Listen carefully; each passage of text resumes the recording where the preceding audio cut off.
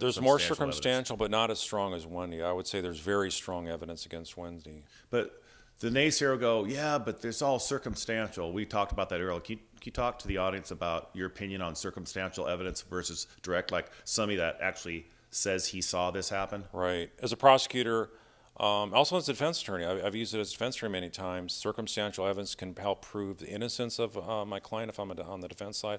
And if a prosecutor, the circumstantial evidence is small indications of evidence that in and of themselves do not reveal the truth of the matter, but they paint a picture of what the truth is.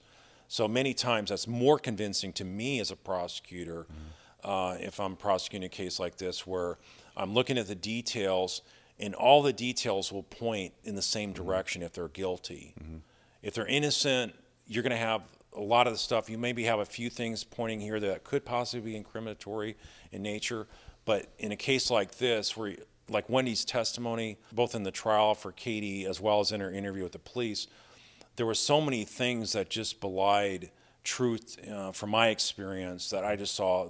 Basically, it was manufactured testimony, and it would be very easy to cross-examine somebody like her if she got on the witness stand. I think that she wasn't heavily cross-examined by Georgia because she was under an offer of immunity, and they probably wanted her to cooperate to some extent, and they wanted to indicate through their questioning that there was enough to conclude that she was a part of it, but they didn't want to make her go to the extent where she was going to invoke and feel offended by the questioning.